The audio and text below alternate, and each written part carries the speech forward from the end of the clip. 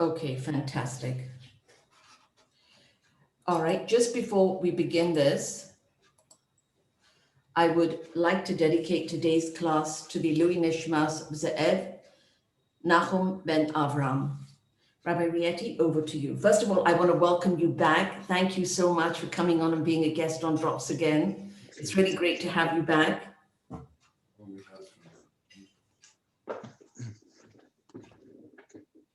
It's really great to have you back. Thank you so much. Oh, sure. Thank you. And warm regards from my husband. Oh, ditto, for sure. And over to you. Okay. So firstly, thank you, George Ashur, for inviting me to share with you on your prestigious series. Special regards, of course, to Yitzhak Shashua. We go back very, very far. So today's topic is if poison, which we all know can kill a human being, that's poison to the body. But the question is, well, can poisonous thinking harm the mind? So I think you will all agree it's the answer is a resounding yes. Can I have just a few nods if that's the case, and if anyone disagrees? Okay, looks like you all nodded. So thank you for coming. Are there any questions? Okay, so let's figure this out. What does it mean that poisonous thinking can poison the mind or harm the mind, or perhaps even worse? So our starting point is really going to be the following. There's a statement in the book of Eicha, Lamentations, and you'll find it in chapter 3, verse 39. It's a very powerful statement. It basically says the following: Ma yit oinen Adam Chai. If someone is alive, what is he complaining about? The rest of the statement, it's all one verse. Gever al chata'av. If a person wants to complain, then it should be about his own mistakes.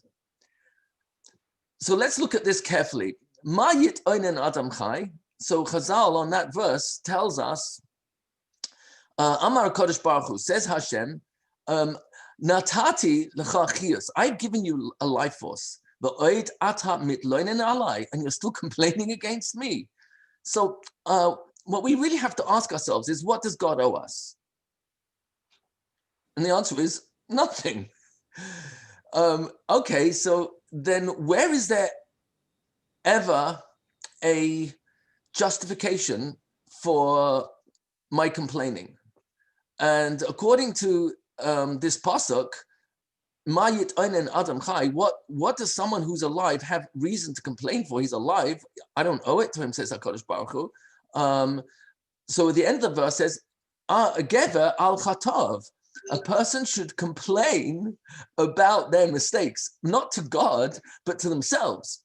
So number one, I would say that us living in this very, very confusing world, it's Olam HaSheker to start with, and I think we are being forced, literally being forced by circumstances around us to accept that every single title our sages gave this world, Olam HaSheker, a world of falsehood, has never probably been more pronounced in world history than it is now.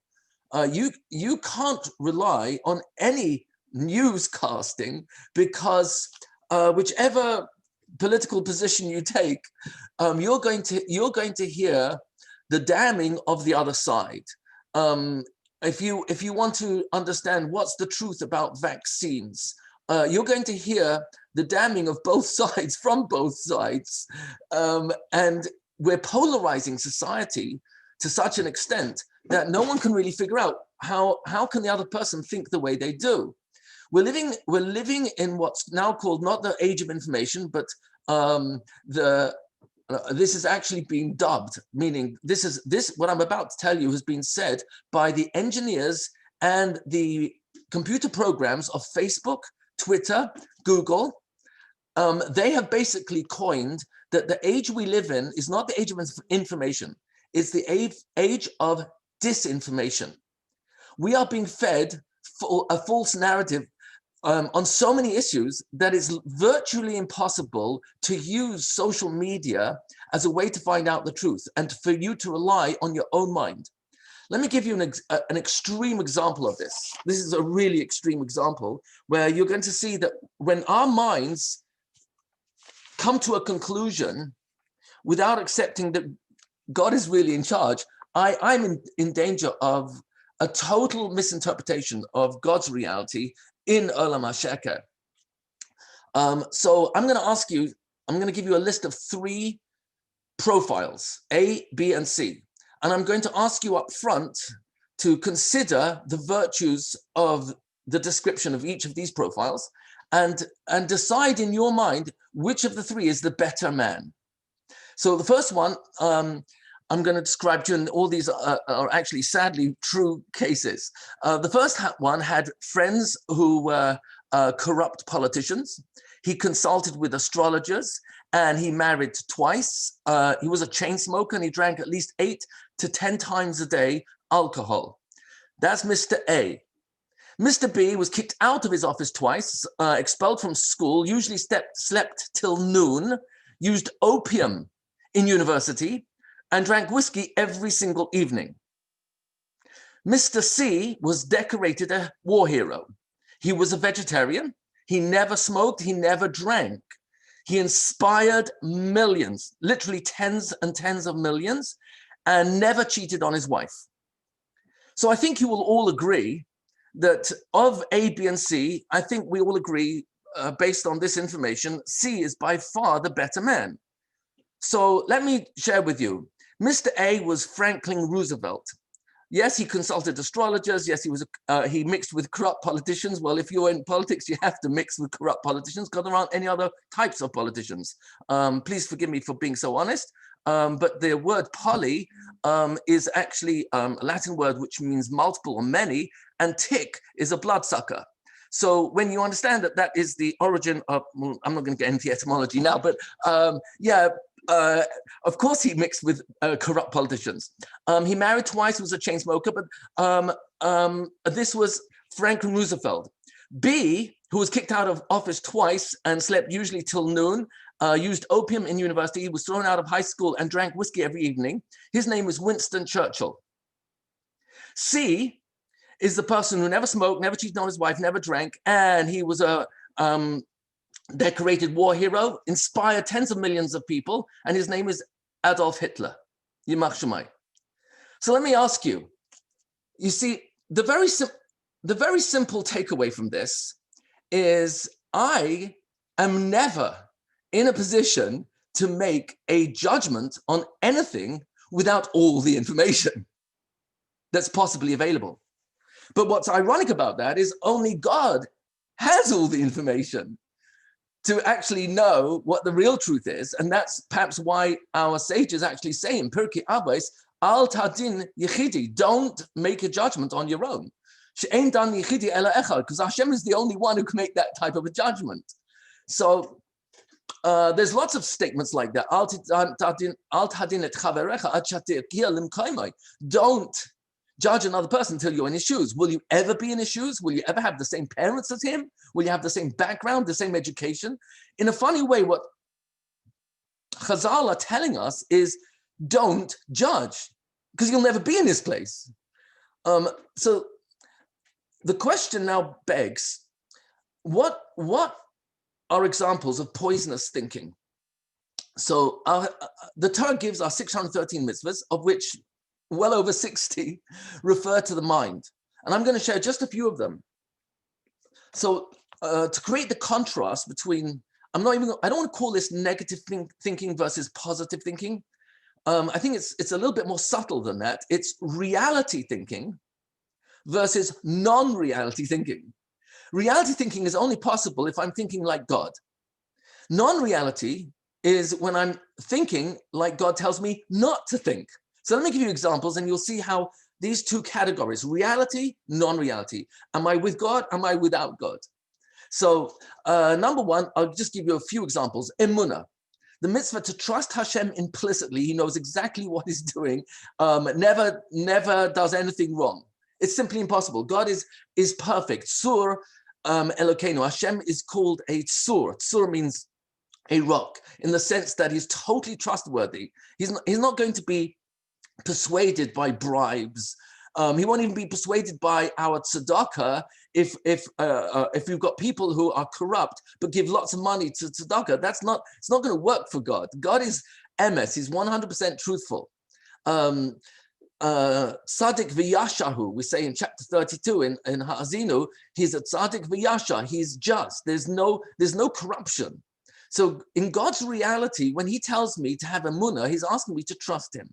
When Hashem says, be done l'chavschus on everybody, and don't be done l'dav chayv, don't be done l'chav chayv, don't judge other people unfavorably, he's telling me which side of the line to live on, God's reality or non-reality. Why non-reality? Because we just gave the example of Hitler, Yamach Shemai. If I just pull out a few apparently virtuous qualities of a human being, but I miss out the fact that he's responsible for the deaths of over 50 million people. And that's not even to say how many bereaved almanas and families were decimated and torn apart because of this exceptionally wicked, evil human being. So what Hashem is telling me when he's telling me to be done chavschus, obviously in the smaller detail, that's referring to a Jew who's got a track record of being shomer Torah mitzvahs, and therefore when they make a mistake, I should not interpret their mistake according to my eyes and according to my ears, what I heard and saw him do, but rather actually ought to be done chavschus, and that's called reality thinking. Non-reality thinking is jealousy, anger, resentment. Jealousy is huge. It hit the top 10 in Aseret Dibros. There's not all of the midas you could ever imagine. Ka'as, anger, Ahavas Yisrael. Oh my gosh, that's a huge one. That didn't make it to the Decalogue, the 10 Commandments. No. In the Aseret Dibros, you've got jealousy, not anger, not gaiva, jealousy. Now you can say jealousy is a kind of all-encompassing one, but let's just put each one of these under the microscope and understand why Hashem is telling me what to think and what not to think. Jealousy is non-reality. It's not just negative thinking. Jealousy is non-reality. What you have, who your wife is, who your husband is none of my business. Your furniture, your home, your financial assets, and your intelligence is not my business. So for me to spend time, so to speak, on thinking about, oh, I wish I had a wife like that. I wish I had a husband like that. Oh, you know what? If I had parents like you had, who were so supportive of you, I would be a different person today. Oh my gosh, if I had your family, I would be so happy. And the possibility of me turning that into jealousy is not worth going there. Why? Because God says, not because it's just negative. It's not about negative, positive. It's about reality and non-reality. God says what he has given me is exactly what I need. And that's why we train ourselves to believe that every morning. Sha'asali kol tzarki. That I really am thanking you, Hashem, every morning that you have provided my every need. Kol tzarki. Every single need has already been prepared. And that's one of the only brachas, by the way, which is in past tense. God has already done that. Sha'asali. It's already done. All the others are basically in present tense. You gave me a brain to think. Right now, I'm wearing clothes that you provide for me. You are making me strong now. So Oiz is happening now. It's in present tense. All those brachas, most brachas are in present tense. Shehakol niya bidvara is all present tense because we're training in admitting to God's reality. God's reality is he's with me, inside me, around me all the time. So brachas are a way of just reminding me daily in God's reality. Jealousy is taking me out of reality because I can actually convince myself with my thinking that I wish I had that car. I wish I had that home. I wish I lived in that neighborhood. And then I get jealous of the person who owns that car or has what I think is a better spouse, etc. So God does not want me to go into non-reality thinking because it's going to take me out of this world. Kina taiva covered. Some say COVID. The kina is jealousy. Taiva is cravings, desires, even addictions. and covered, the desire to be recognized by other people these are thoughts. Every single one of those are thoughts that's going to take me out of this world. Now, what does that mean, out of this world? Well, it could be early death, but it's really referring to taking me out of God's reality. And that's poisoning my mind, and my mind is my neshama. You cannot destroy a neshama, you can't harm the neshama, so to speak, but I can downgrade it in the sense that the only thing that I take with me after I leave this world is not my house, not my family, not my clothes, not my bank account, nothing. Maybe the shrouds that one wears, but otherwise the only thing we take with us is the only thing that can never be destroyed, and that is our mind. Our seichel, our neshama, and the two are synonymous. It's the same thing. You look up chapter 1, verse 26 in Genesis, and you'll see there that when God says, Nase Adam b'tzalmenu, let us make man in our image. So you look at the Seforno, and he'll tell you that what is the Tselem Elokim? That's the Seichel HaNitzchi. That is your mind, which is eternal. So your mind is powered by a Kodesh Baruch Hu. Your body is powered by a Kodesh Baruch Hu, but the body is temporary. It goes into the ground, and eventually we're going to be reunited. So even the temporary is only a short weekend compared to the eternity of Tchias HaMesim. So your mind is everything. It's your greatest asset. It's not only your greatest asset, it is also your greatest enemy. Our minds are what plays tricks on us. Jealousy, ka'as, anger, it all starts over here. Resentment, natira, remembering other people's faults. Oh, that starts up here. By the way, that includes me. I have a mitzvah, it's a huge mitzvah to remember everything good that was ever done to me. And it's a huge mitzvah to forget what people did wrong to me. I'm 100, this is not me speaking. Well, okay, it's me speaking, but I'm quoting to you a verse in Leviticus chapter 19, verse 18. It's one of the most famous verses in the world. Loi tikaim, don't take revenge. Starts up here. Thoughts of revenge begin here. That's where the mitzvah is in the mind. Below titor, and don't bear a grudge. That's the typical translation. It means don't remember other people's mistakes. Natira, says Rashi, is a language of shemira. Natira is shemira, is guarding. I'm guarding memories of what people did wrong to me, and I'm not letting go. Below masich midaso, I'm not letting them out of my mind. So natira, resentment for the past, is not only including what people have done to me, but what I've done wrong. I'm supposed to forget that, move forward. Teshuvah, move forward. Yom Kippur, Teshuvah, move forward. Forget about it the whole year round. Or you have hisbodedus every day, you talk to HaKadosh Baruch Hu every day. So after you finish saying thank you, if you can ever finish, but after you finish saying thank you and praises, so throw in all the stuff that you remember that you did wrong that you want to say sorry for. And then the rest of your 23 hours of the day, you got to be b'simcha. Now, that's not just me speaking. Yes, it's me speaking. But the Mishnah Berurah says that. Mishnah Berurah actually says that. Rav Nachman of Breslov says that. Take off a 1 hour day and talk to Hashem. Say whatever you have to say that's on your mind, that's your reality. But always start off with thank you. And the rest of the day, b'simcha. There's no mitzvah for me to beat myself up. Absolutely no mitzvah whatsoever. In fact, you can be guaranteed that the Yetzer Hara has less interest in the Aveira you do than he has in how you beat yourself up afterwards. He has much more to gain by me believing I'm a nothing, a nobody, I'm deserving, I don't, and even if it would be true, but for me to beat myself up about it, the Yetzer Hara is more interested in that than the actual Aveira that I'm beating myself up about, because by me believing I'm a nothing, a nobody, and I'm deserving, and once I beat myself up enough, then I'm much more capable, God forbid, of doing all the stuff that a bad person is capable of. And that's why Chazal tell us, it's also in Pirkei Avos, it's in chapter 2, I think, Mishnah number 13. And it says there, the Al tiye rasha be'einecha, don't be wicked in your own eyes. The famous Rav Bartanura quotes the Rambam, and Maimonides says on those words, because if I don't stop beating myself up that I'm a Rasha, Hasvah Shalom, if I don't keep telling myself that, then Besoif, in the end, gamri. I'll go out and do all sorts of averas and leave Yiddishkeit altogether, God forbid. So poisonous thinking is me putting myself down, me putting other people down, remember other people's mistakes, anger, jealousy.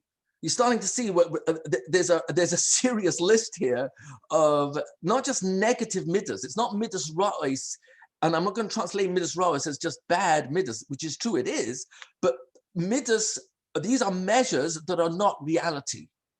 Anger is not reality. Why not? You upset me, you provoke me. Because in God's scheme of things, every time someone provokes me to anger, it's an invitation for me to flex my internal resilience muscles and my emunah muscles. It may be an extreme example, but David HaMelech, who was oh my gosh, you look at his resume, it's really awesome. A king of the Jewish people, sweet singer of the Jewish people. Nobody ever had a voice like David HaMelech. No one played the harp like he did. No one in world history composed 150 love songs to HaKadosh Baruch Hu the way he did, that even tens of millions of Christians are listening to every single Sunday morning and praising themselves. David HaMelech, his resume is mind-boggling. He was Zoicha that the Jewish people will say Tehillim all throughout the last 3,000 years of history, 3,500 since David HaMelech was around, and you add on, not only that, but most of our davening, up until Shemona Esrei, Pesukei D'Zimra, is all his words. Praise, thank you, requests, it's all from David HaMelech. David HaMelech, your resume is awesome. Now ask, what promoted him to be what's called Revi'i Lemerkava? There are 4 wheels on the chariot. It's a metaphor that God's Shekhinah, his presence in this world, is only there because of 4 people who are the wheels of the chariot of God's Shekhinah. Avram, Yitzhak, and Yaakov, and David HaMelech. When was David HaMelech Zoicha to get to be Revi'i, the 4th wheel of the Merkava that gives stability to, so to speak, the Shekhinah that can be permanently on this world? Chazal revealed that it happened in 1 second. What was the 1 second? When Shimi ben Gera, the head of the Sanhedrin, he's like the authority in the Jewish people, Gadol Hadar, came out while David HaMelech was barefoot and mourning with his troop, his men, as they were escaping from Avshalom's revolt, taking over Yerushalayim. And this Shimi ben Gera, head of the Sanhedrin, he was the Rebbe of Shlomo Melech. Now you can imagine who's going to be the Rebbe of Shlomo Melech. Shimi ben Gera is extremely highly qualified, and he comes out and he gives a klala nimretzes, an astonishing, horrific, terrific, terrible curse to David HaMelech. Called him a noyef, an adulterer, a mamzer, a rotseach, a murderer. And what was David HaMelech's response? Silence. In that moment, say Chazal, that's when he was promoted to number 4, after the Avos. So anger is the exact opposite. It's a misunderstanding of reality. Said David HaMelech when his general wanted to literally cut the head off Shimi ben Gera, said David HaMelech, silence. God put those words in his mind, in his mouth. So even though that's David HaMelech, we are still charged with the mitzvah to control our anger, to control gaiva, and not attribute anything that we are gifted with as coming to me. It came from my qualifications, my hard work, my hard parenting. Says the Chavetz Chaim, parenting is 100%, not 99. 100% siyata d'shmaya. Really, 100%. What's all my hishtadlus for? So says the Chavetz Chaim, the only reason we do so much for our offspring is for one simple reason, so that in Shemaim we can say we did our best. But really, there's so many variables that we have this much control over in our child's life. who the teacher is, how the teacher really interacts with the kid, starting in kindergarten, pre-1A, first grade, third grade, etc. We have so little control over the influences of our child, and certainly when they become teenagers. Once they're teenagers, oh, they're right at, the whole world is at their beckoning. There are so many variables that ultimately I cannot attribute my good parenting for how any kid might have turned out good. It's all 100% siyata d'shmaya, because gaiva, arrogance, is a misunderstanding of reality. It's not just negative thinking. It is that, but it's worse than that. It's out of reality. It's out of God's reality. God is the only definition of reality. So I'm going to share with you a few examples of how far complaining really goes, because complaining is a form of anger. I'm actually going to say it in the strongest terms I can think of.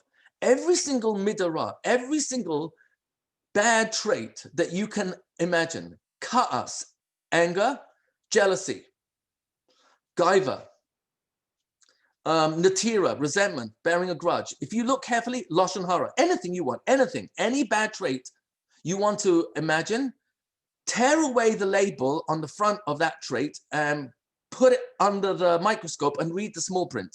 And what you're going to find behind every single label of a midara is the exact same ingredient. I am complaining to God. Think about it. Jealousy. If I'm jealous, why am I jealous? Oh, because I don't have what you have. Well, who's that a complaint to? I mean, God did not provide me everything that I need. I just said it this morning. So where do I come up being jealous the rest of the day? It makes no sense. Jealousy is ultimately a complaint that I don't have what I think I should have. And that's a complaint against God ultimately. Lashon hara. If you think about it, what am I saying? I'm complaining. Why aren't you thinking like me? Why don't you vote for who I vote for? Why don't you agree with me about vaccines or about anti-vaccines? Why don't you agree about wearing a mask or not wearing a mask? And now I'm thinking badly about you and talking badly about you, but ultimately the problem with lashon hara, and there are many problems with it, but if you peel away the label lashon hara, beneath it is I'm complaining. Why isn't this person like me? Why doesn't he agree to my view of things, the way I believe things should be? And comes along HaKadosh Baruch Hu and says, I never have the full story. I've always got missing information. And that's why I'm capable of making some seriously bad judgments about other people's character when I have no clue about what else has gone on in their life. I might actually think that someone who's a decorated war hero, never cheated on his wife, never drank, never slept around, and never smoked, and influenced and inspired tens of millions of people. Well, that sounds like it's going in the good direction. I would logically think he must be a really good person, and yet he's probably one of the most evil ever people to ever walk this earth. Amalek. So says God, I never have the full picture. Gaiva is never the full picture. Kas is because I never have the full picture. Lashon hara is because I just don't have the full picture. Any midorah you want to look at, you'll see it comes to the same thing. It's a complaint against God. Complaining is exactly the opposite of emunah. Emunah is trusting God. Complaining is from my very limited human perspective, complaining about my spouse, about my kids, about my brother-in-law, my sister-in-law, my daughter-in-law, my son-in-law, the politics. And every time I'm complaining, I'm wasting the opportunity of being grateful for the good that's in my life, in my wife, in my health, in my wealth, in my spouse, in my house. I'm a poet, and I know it. So the purpose of me being in Olam HaSheker, Olam HaDimyan, Olam HaNisayon, is for me to flex my internal muscles. What am I going to think? Oh, gratitude, happiness, simcha, kindness, bingdan chavschus. You know, there's a serious list of, oh, emunah, oh, avas Yisrael, avas Hashem. There's so much for us to be thinking about and grateful for that I'm out of reality when I'm wasting my mind on jealousy, anger, complaining, denying it's my fault, giving excuses why it's other people's fault. I'm going to share with you something that's really shocking, because our title is If Poison Can Harm the Body, What Can Poisonous Thinking Do? So I'm going to share with you a statement that's actually from King Solomon, Shlomo Melech. And you're going to find this in Mishlei, Perek Yudalet, Pasuk Lamed. And the following is the statement. Chaye v'sarim leiv marpeh. Chaye is a word which means healing. Visarim is from the word basa, and it's referring, says Rabbeinu Yonan Radak over there, it's referring to the Evarim, the limbs of the body. So the healing of the limbs of your body is leiv marpeh, is a mind that is a healing. A healing mind will heal your body. Leiv, unfortunately, we follow the Christian translation most of the time, and we translate it as heart. But the word leiv actually means mind. Rabbi Victor Miller talks about this a lot. He wrote in his Sefer, Leiv Avigdor, in chapter 1, he talks there that the word leiv, Lashon Chazal and Lashon Kodesh, is mesanin. It's a siman, it's like an icon for das and hergesh. Now, it's in that order because, I think we may have mentioned this last time, I don't remember. The 100% of what you feel in your heart is actually what you're thinking. It's not the other way around. You're always feeling your thinking. God gave us the gift of emotions such as anger and jealousy, and the emotion of anxiety and fear, and the emotion of, God forbid, depression and desires, taiva, and the desire for covet.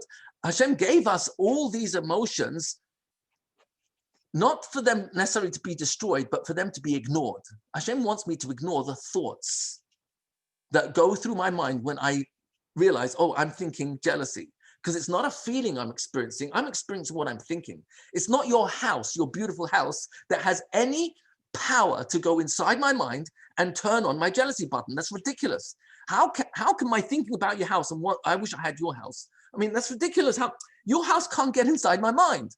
The better qualities of your spouse and me feeling jealous. Why have I got such really? I would have been so much happy if I married someone like that. And I start getting jealous. That I'm not jealous of your spouse. It's my thinking about your spouse that's making me jealous. Your spouse can't go in my brain and press the jealousy button. It's impossible. Someone else's better looks or intelligence can't go in my brain and press a jealousy button. It's impossible. It's my thinking about their good looks. It's my thinking about they're more disciplined than me, more intelligent than me, more in control of their lives than me.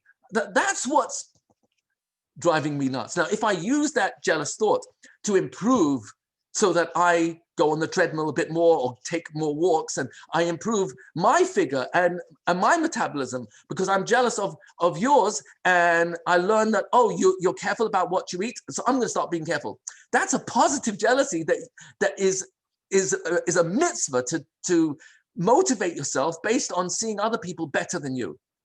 The negative jealousy is to want what that other person has and for them to lose it. That's terrible. That's horrific. That's what Hashem tells me to keep away from. So comes along this pasuk and tells me, Mishlei Perek Yudalet Pasuk Lamed 14:30. Chaye v'sarim leiv marpeh, that a leiv marpeh, a mind that is healing, will heal the illness inside your body. And look at the rest of the pasuk, it's the same pasuk, very, very famous. Urkavat samois kina. And the rotting of your bones comes from jealousy. Isn't that amazing? Jealousy will rot my bones. Look at the Rabbeinu Yonah and the Radak there, mind-blowing. These are Rishonim. On chapter 14, verse 30, in the book of Proverbs, Mishlei from Shlomo Melech, written with Ruach HaKodesh, divine inspiration, Shlomo Melech is telling us that jealousy is not just a thought that can poison my mind. It will affect my body. Says Rabbeinu Yonah and Radak, before it gets to my bones, it will first dissolve my body fat, and then it will get to my bones. This is the power of non-reality thinking. It can destroy my mind because I waste so much of my mind. That's all I've got. When we leave here after 120 years, God is going to ask, Rahmana Liba boy, I wanted your mind. B'chol derachecha da'ehu. I wanted you to look for me and acknowledge my presence in everything that you ever found, any path you ever went on. B'chol derachecha, in all your ways, da'ehu, know him. That's what I'm going to be held accountable for. Even when I was eating and drinking and sleeping and going for walks, and certainly when I'm wearing tefillin and davening and learning Torah, of course I'm supposed to da'ehu, know you, and acknowledge you're there. But even when we hear ridiculous information that is it true, is it not true, we don't know, da'ehu, know that Hashem is the one who's running the world. And be secure, trust he knows what he's doing. There are many examples of this. If you want to check out more, chapter 15, verse 13 and 15, verse 14, also in Mishlei, and 15:15 is also, so it's like 15:13 to 15:15. I'm just going to quote one of those. Kol yimei ha'ani ra'im, 15:15. Says Shlomo HaMelech, all the days of the poor man are bad. Do you and I need someone of the stature, towering intellect and wisdom of a Shlomo HaMelech to tell me all the days of the poor man are bad? Look, he's behind on the lease, he's behind on the rent, he's behind on the mortgage, he's behind on the grocery bills, he's behind on tuition. Well, of course, it's bad. Look at the rest of the verse and you'll realize we're not what we're really talking about. The toiv leiv, and a good mind, mishte tamid, is at a constant banquet. Oh, Shlomo HaMelech, you're not talking about financial poverty, you're talking about much worse. What's worse than financial poverty? Oh, kol yimei ha'ani, ein ani ela b'das. You know where real poverty is? Over here. You can have physically destitute people who are still happy. And you can have multi-billionaires who are unhappy. Yes, because happiness is not dependent on anything outside of us. There is no happiness outside of us. It always starts here. If you're happy because you've got a wonderful spouse, a wonderful family, that's additional reasons to be happy. But the real reason to be happy has to start way before then, because happiness is part of the bria. We say it that every single chuppah, Asher bara sason v'simcha. Bara, you created. Oh, God, you created sason, which is another type of happiness, and simcha and happiness. You created it. Oh, so I don't have to create happiness. It's already in my life. Prove it to you. Does God deserve that I should have been born? Yes or no? Did any of you deserve to be born? No. So the fact that you were born, is that a reason to be happy? Yes or no? I guess it is. Okay. Did your mother have a miscarriage with you? No. Oh, was that owed to you? No. Oh, so you've now won 2 mega lotteries and you're just barely born. Were you aborted? No, of course not. Oh, so your mother did not have an abortion with you? Oh, so you won another mega lottery. Oh, you were conceived? Well, yeah, I guess. Well, guess what? You ask a gynecologist, the chances of you being conceived is 1 in many millions. So you won 4 mega lotteries by the time you were born. Were you still born? Well, of course not, I'm alive. Oh, you were born alive? You're born healthy? You're born a Jew? OMG. You see, all the reasons to be besimcha exist already. In the language of David HaMelech, who had this, it's not even a secret, it's all around us all the time. Chesed kel kol hayom, a pasuk in David HaMelech's Tehillim, Perek Nun Beis. The kindness of HaKadosh Baruch Hu is kol hayom, all day long. How many of you ever got an oxygen bill? Never got an oxygen bill? Oh, well, is that a reason to be happy? Oh, you got oxygen everywhere. When was the last time you got a gravity bill? Oh, no, I haven't paid my gravity bill in 61 years. Rietti, you know what? I'm done with you. No more gravity for a week. Whoa. So now, you and I take for granted all these incredible blessings which are not owed to us. I was not owed to be conceived, not aborted, not a miscarriage, born, not stillborn, and I was born alive, healthy, and Jewish. Asher bacha banu mikol ha'amim. How much of my time in my day are those words on my mind? Shelo asani goy, that I was not created a non-Jew. OMG. Oh, you know someone who became Jewish? Wow, that's extraordinary. All the blessings that exist in life are already there. David HaMelech knew this because he said in chapter 4, verse 8 in Tehillim, Nasata simcha velibi. Nasata is always a language of Natan, is a language of matana. You gifted, you gave me. Natata is already in the past tense. Oh, natata simcha velibi. You've already given me happiness in my mind. David HaMelech lived this way, and that was his default position. So that even after he was considered a Suffolk mamzer for 29 years by his own father and brothers, and even after his father-in-law, Shalom Melech, attempted to assassinate him several times, and even after Avshalom tried to kill his own father and revolt against him, and Adoniyahu usurped his authority near the end of his life, and David HaMelech lost 4 children in his lifetime, 4, Amnon, and Avshalom, and the first child from his wife, I'm saying Beersheba, what's her name? Not Elisheva, Batsheva, thank you. Batsheva. His first son from Batsheva died within 30 days. He lost 4 children in his lifetime. Tamar. He went through such Gehenna on earth, but his default position was, after I have absorbed what had just happened to me, what is the bottom line? Is God still good? Or did he make a mistake? Emunah dictates, Your Majesty can do no wrong. Oh, Sadik Hashem bechol derachav. Everything you do in all your ways, you're 100% righteous, just. There's no injustice. Ein avel. There's no such thing as an injustice in God, from chapter 32 of Ha'azinu in Devarim. So what I'm bringing out here is that when Shlomo Melech said, Kol Yemei Ha'ani Ra'im, all the days of the poor man are bad, he's not referring to financial poverty. He's referring to something much worse.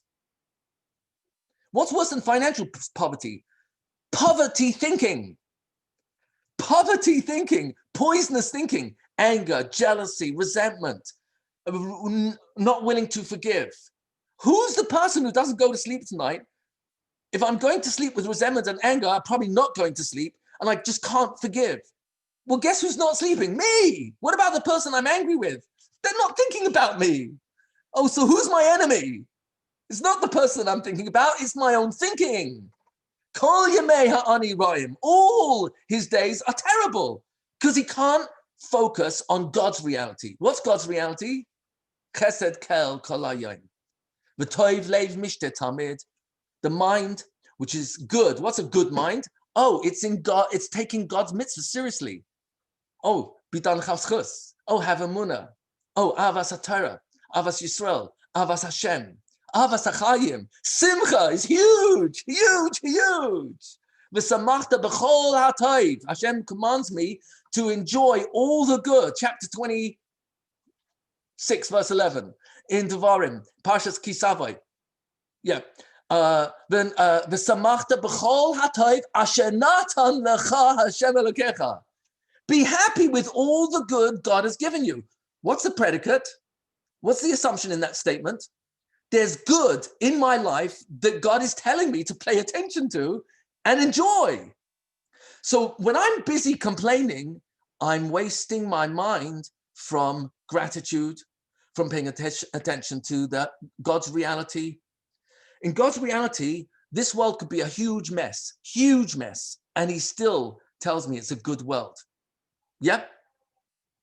At the end of every single day, except one, of the 6 days of creation, what was God's sign-off? What was his last day report? At the end of the day report, every single day, Vayar Hashem ki tov. Hashem saw, it's good. Now, when God sees something, do you think he sees some of it, most of it, or all of it? He sees it all. Vayar, God saw, and what's his answer? Ki tov, it's good. What do you mean it's good? The world's not finished. There are no animals, there are no ants, there's no, the sun and moon and stars are not even there until the fourth day. Rebbeinu Shalom, what's so good about the world? Because process is good. Respect process. And when God finishes the process of 6 days of creation, not only he's teaching me, I'm supposed to be satisfied that even before the cake comes out the oven, the making of the cake is part of the process. And God says, tithe, enjoy. I don't have to be stuck on, will the product be perfect? Enjoy your work. Ahuvet hamalacha is actually a Mishnah in Pirkei Avos, I think it's Perak Aleph Mishnah Yud Beis, actually tells me, love work. No, it doesn't say love the dole, love unemployment, love getting free money. That's not true. It's not only not true, it's not reality.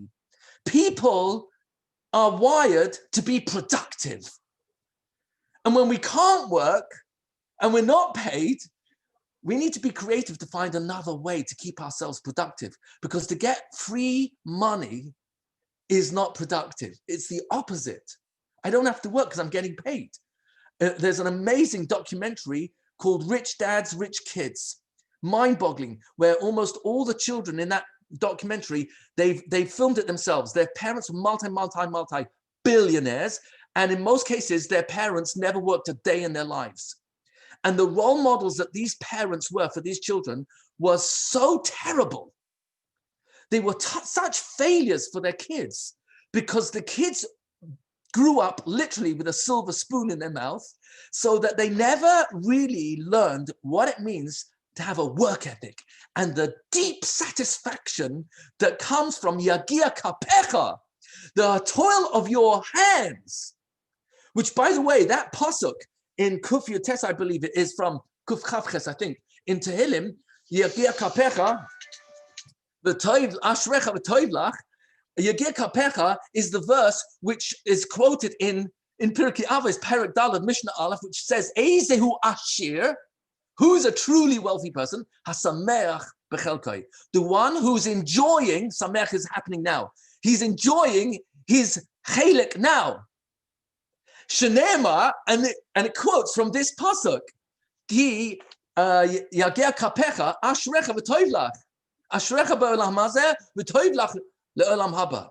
So comes along Shlomo Melech to tell me, Leiv toiv mishta tamid, toiv leiv mishta tamid, that we go wherever we go in our lives with our minds. So even if you've moved house and country and jobs and schools and careers, it's not your possessions that you're taking with you. It's who you are up here. How we respond to adversity, how we respond to anxiety that is seemingly provoked by the news. Lockdowns, COVID, wear a mask, don't wear a mask.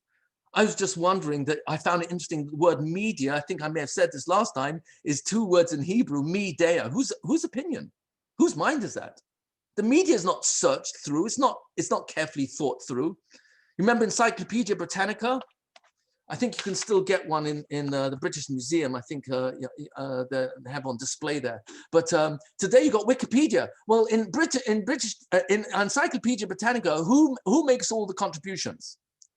And you look at the professors and the PhDs, someone got 3 or 4 PhDs. There's hundreds of pages at the beginning of every volume of all the names of the contributors and their profile of extremely highly qualified reasons why they are expert in this field to write about their area of expertise. And today, you don't open up a British, an Encyclopedia Britannica. No, you go to Wikipedia. Well, let's ask a question. Who contributes to Wikipedia? And the answer is anybody and everybody. Media. Whose opinion? Why should I listen to your opinion? Out of the 6 mitzvahs that are constant in the Torah, the one that hits the most is Lo Taturu, Acharei Levavchem. Don't follow your thoughts. Well, excuse me, Rebbeinu Shalom, those are the only thoughts I've got. So whose thoughts am I supposed to follow? Look at the beginning of the pasuk. It's in chapter 15, I think verse 39 in the book of Numbers. V'haya lahem litzitzit. And these tzitzit should be to you. V'haya lahem litzitzit. and you will look at it, and remember all my mitzvahs, and you will do them. Oh, and it's the same pasuk. It's not a different pasuk. It's the same pasuk. You see, if you've learned my mitzvahs and you've saturated your mind with my reality, says God, so now I can tell you, don't follow your thoughts when you are being bombarded by the media, bombarded by opinions that are not filtered, not thought through, not carefully examined. So use your mind, which you're based on your understanding of Torah. And if you still don't know, so go to someone who has his mind saturated in Torah, and get yourself out of doubt, because you've got someone you can go to and ask, yes vaccine, no vaccine. Who do I vote for? Who do I not vote for? How do I look at this world? How do I respond to all this? Okay, so bottom line is that complaining is the ingredient behind every single mitzvah. The first complaint in the Torah, it's not recorded in the Torah, but it's recorded in Chazal, was the moon. And what was the response? The moon complained, Rebbe Shalom, how can two kings wear one crown? God says, you're right. I'll reduce you and you'll have no light. You will have light, but it's not yours. It's a reflection of the sun. So not only did he not get to be the only one, not only did he not get the only crown and be the king, he lost the light that he had. He was reduced in size. Go a little bit further. The next complaint. Ha'isha, that woman, says Adam HaRishon, when he's asked, why do you feel embarrassed about your nakedness? Did you eat from the tree I asked you not to eat from? And instead of admitting his mistake, he blames his wife. That you gifted to stand by me. She's complaining to God. Oh, that was much worse than the actual eating of the fruit. Because now God says, okay, not only are you going to bring death upon you and the whole world until Tchias HaMesim, but you actually are going to get thrown out of Gan Eden. You've lost your right to be in Gan Eden. Adam, there's so many klalos we got because of that complaint. Please forgive me. Fast forward and look at Rivka. Rivka was begging HaKadosh Baruch Hu, please help me be with child. And she was a Naviya, it's not a small timer. She's one of the Imahais, the 4 Imahais. Rivka Imenu knew by Nevuah, this is in Medrash Agada, that she was destined to have 12 tribes. She lost that opportunity because during her very difficult first pregnancy and only ever pregnancy, she said 3 words, Lama Zeh Anochi. Look at Rashi there. She said, why was I davening to be pregnant? The pain is so unbearable. This is what I prayed for. So what did HaKadosh Baruch Hu say? Okay, you lose the chance for 12 tribes. In fact, you won't have any. So not only did I not get the 12, I didn't have any. So the 2 sons born to her, Yaakov and Esav, are not any of the tribes. The sons of Yaakov are, and that's to her schus, but she lost the right to be the mother of 12 tribes. And the Chazal tell us it's merumas in the word zeh. Zeh is the gematria 12. Zayin is 7, Hey is 5, 7 plus 5 is 12. Last I checked it on a calculator before because I'm not that good at math. In fact, I'm so bad at math, I don't even remember how many times I failed. Zeh is gematria 12. Why? She's saying, Lama zeh anochi. Why am I going to go through this 12 times? I can't even go through this once. And so Hashem said, fine. You lose what you're supposed to get. Yaakov Avinu, that was a 3-word kvetch. 3-word kvetch. Was it worth it? Yaakov Avinu had a 33-word kvetch. And he lost 33 years of his life for every single word. And that's when he responded. It was the only time he complained. He responded to Parai. I've got the words in front of me. Give me a few seconds. He said,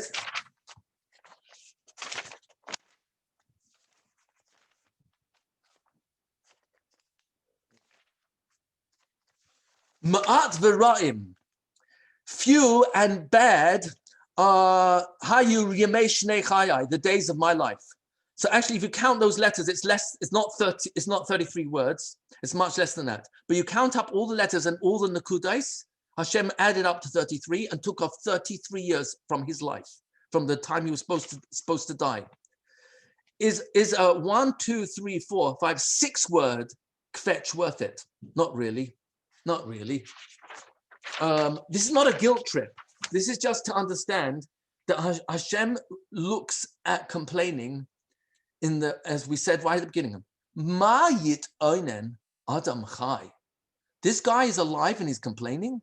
Gever al chatav. Complain about my mistakes, but why am I complaining to God about anything? He doesn't owe me for my nervous system to work and not have an aneurysm, has v'shalom. He doesn't owe me for my lungs to be in perfect working order. He doesn't owe me for my bloodstream and my heart to be pumping away and bringing all the nutrition from the food that I eat to the cells in my body through the bloodstream. Ribono Shel Olam owes me zero. I owe him everything. Where is there room for complaints? And the biggest complaint, I'm skipping a lot now, because there's much more to be said on this. The biggest complaint brought us the worst consequences. We arrive at the border of Eretz Yisrael, and 12 spies go and come back. 10 of them give an evil report, Lashon Hara. But why? What happened? God made us stay in the Midbar 40 years. Well, why didn't the rebellion of Kairach merit, Machlekes is terrible, why didn't that merit 40 years in the Midbar? How come the Lashon Hara of Miriam didn't merit that? How come Chita Egel, Avodah Zarah, that's serious. We didn't get 40 years in the Midbar for that. Instead, Hashem forgave us for that. Salachti kidvarech, Hashem said, chapter 14 in Book of Numbers, says to Moshe Rabbeinu from all his tefillahs for davening for us, but the Lashon Hara against Eretz Yisrael, oh, unforgivable. What do you mean unforgivable? Meaning you're going to stay 40 years in the desert. Every man who, the women didn't complain, every man who complained from 20 to 60, you die here. You're not getting out to Israel. You complain about it. You prefer to die in desert. Good. That's where you're going to be. Complaining not only didn't get us out to Israel, we ended up being buried. No out to Israel. Oh, by the way, I'm not finished, says Hashem. Your tears that you cried that night were bechinam. They were useless, completely unjustified. Because you're living in Olam HaShek, and I've already given my Torah, and you should know by now that the emunah you have from the Makkos and Kriyas Yamsuf and Yitziat Mitzrayim and the daily man that was FedExed every single morning, how do you have the right to complain about this gift of the land I'm giving you? So I'm holding this night, the night of the 9th of Av, to be a cycle that whenever you deserve tragedy, I'll reserve it for this day. Crusades, Inquisition, First World War, Second World War, the Holocaust. Oh, and so we are mourning not the destruction of the first and second temples. We're just mourning much worse than that. We're mourning the destruction of our minds. We poisoned our minds with Lashon Hara. We poisoned our minds by forgetting Emunah. Ribono Shel Olam, if you told us to go to Eretz Yisrael, whatever the spies say, we're going anyway, because you said so. Oh, this is what life is really about. And don't get a guilt trip if you know anyone very close to you who's a consistent complainer or has v'shalom constant complainer, because God made us so that you and I only live in one thought at a time. We talked about this last time, and therefore you're always one thought away from the next thought. And the next thought could be a thought of teshuvah, because teshuvah means change of direction. So when you change direction, and you know what, Ribono Shel Olam, help me to minimize the amount of complaining. For, you know what, before I even get there, please help me be aware of how much I complain. So I start reducing that and turn around the time you've given my mind to be in this world, to using it to praise you and thank you and be grateful and appreciate and admire the good that is in my life and in my wife, in my spouse, in my house, in my children, in my career, and all the good things that I'm surrounded by, that God, you're going to get us through COVID like you got us through the Inquisition and through the Crusades and Tachmatat and Tsarist Russia and Communist Russia and the Holocaust and Jihad and whatever we've been through, of all the different galas of Yavan who tried to assimilate us, and Bavel and Paras, only Haman wanted to kill all of us. V'hakadosh baruch hu matzileinu miyadam toiv lev mishtetamet. A good mind is at a constant banquet. Do you know why? Because it makes, I'm going to say something really heavy. Doesn't make a difference whether it's COVID or not COVID. It doesn't make a difference what the circumstances are. Holocaust, no Holocaust. It makes no difference how we're blessed or not we're blessed. Our mind still has the exact same obligation. B'chol derachecha de'ehu. Hashem, I'm acknowledging you. And when we do that, it's a pasuk in Mishlei chapter 3, verse 6, I believe it is. V'hu yiyashe orchasecha. When you acknowledge, oh, Hashem, you're the one behind all this in my family. You're the one who decided for me to be born into this family with these parents and this education. I had very little choices in the earliest part of my life, and I had very little choice in who you sent my way. So everything comes back to you, Rabbeinu Shalom. And the more I admit to myself your reality, the less we get out of the non-reality of the negativity of jealousy, resentment, anxiety, fear. I didn't get to talk about anxiety and fear. That's really important, but I'll just close on a quick story, very quick story from the Tosha Rebbe.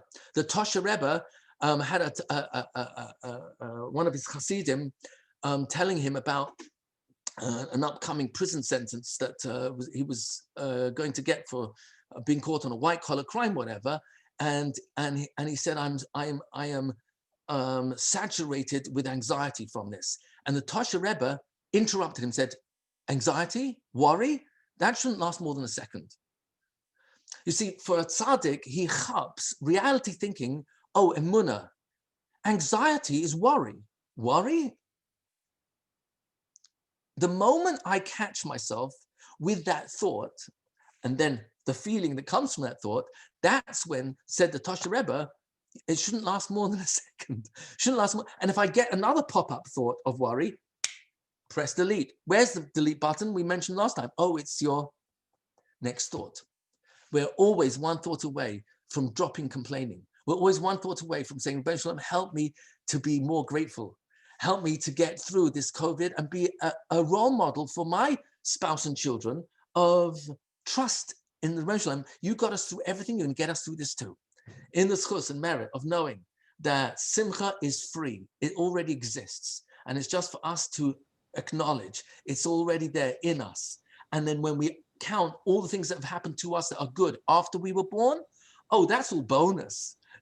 Because we're already born Jewish, and that was not owed to us. And that alone is a huge reason to be b'simcha. And the schus of knowing that our greatest asset is our mind, and our greatest enemy is our mind. And what's good news about this is that there's almost nothing you can do about whatever you hear on the news. That's good news. There's nothing for you to do except daven. Oh, that's emunah. Except be mechazik oneself and other people. Oh, that's Ahavas Yisrael. Oh, that's Ahavas Hashem. Oh, so in the knowledge of knowing that is what we're in this world to do, no matter what the circumstances are, locally, globally. In that schus, we should be zeicha to see the coming of Mashiach from here. Amen. Thank you so much, Rabbi Rietti. That was tremendous chizuk. Oh, thank you. I'm going to open it up now. Okay, just a second. Ladies, if you want to unmute yourself, you can unmute yourself now. Okay, any questions, please? You can unmute yourself and ask now.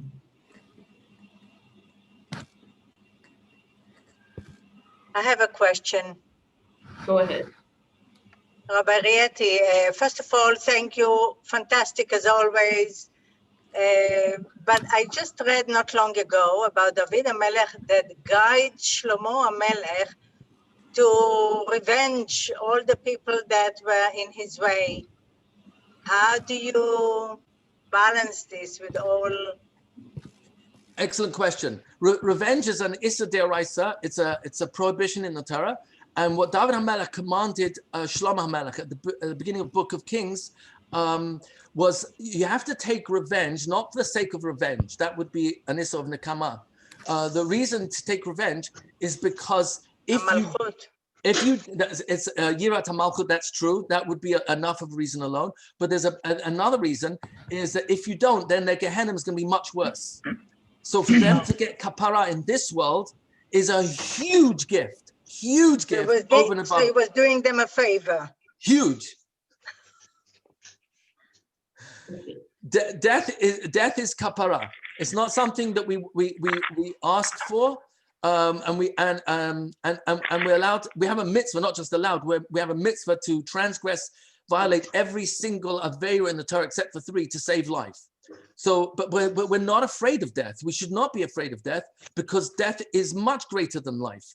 It's a pasuk we say also from Shlomo Melech, Toiv Shem Mishem and Toiv. Good ointment is a good name is better than good ointment. Good oil has tremendous value. It can create heat and warmth and light. It's got medicinal qualities. Toiv Shem, but a good name is superior to Shem and Toiv. The Yom Hamaves, the day of death, Miyom Hivaladai, is greater than the day of birth. When you and I are born, we're born from the womb into a huge universe and a beautiful planet Earth. When we die, we leave the body in the ground, but the neshama returns to a universe immeasurably greater than what we are in. And that's where we get the knowledge, the perfect das, that everything God ever did in our lives and throughout history was perfectly calculated, no injustice. So we're not afraid of dying. We're afraid of not living right. That's a problem. But real tzaddikim, they die with tremendous serenity because they knew that they spent their time in this world accumulating zechus for themselves and for others. So David HaMelech, for his love of those enemies, so to speak, told him you got to knock them off so they'll have more kapara for Olam Haba. Thank you. You're welcome. I have a question. Yes. Okay, you mentioned that the first one to complain was the moon, and Hashem said, okay, you complained, I'll make you small. We also know that he asked Bnei Israel to bring a chatas, korban chatas for him. Yes. So that's a little bit hard because it almost shows like Hashem had a jealousy issue or an unreality issue. Yeah, so obviously it's impossible for Hashem to be attached to any emotions. Emotions have no play whatsoever in the vocabulary of defining God. But as Rambam explains, that every single verse in the Torah and Chazal that gives a human description to God is a lesson for us of how for us to behave. So for example, when Hashem says, Nachamti asher asiti, I regret that I made man. That makes no sense. You can't regret. You knew what was. You knew the future. So what do you mean you regret? Well, so Rambam explains. This is, by the way, in chapter 6 of Bereshis, where Hashem says a warning that if mankind doesn't do teshuvah, it's going to destroy the world with a mabul. So part of that, in there, you'll see the expression, the words, Nechamti, I regret she'asitiv, that I made him. So you can't attribute regret or resentment or anger or, as you said, nakama or to God. So what does it mean? So says Rambam, in every single instance, you've got to see what the lesson is. In this particular case, what Hashem was saying is that what did God do immediately after he brought the mabul? Immediately after he destroyed mankind, he started it again with Noach, meaning to say that what he's telling you is that when you experience regret, what should you do? Live in it or start again? So God is teaching us in every single situation. When he reduced the moon and then he says, bring a chatais for the mistake I made, what he's basically saying is that whenever someone by justice has to receive a punishment of a sort, don't don't be necessarily happy that they are experiencing the punishment. That may be what they have to go through, but it doesn't mean that the judge himself ought to be happy when he says 10 years in prison.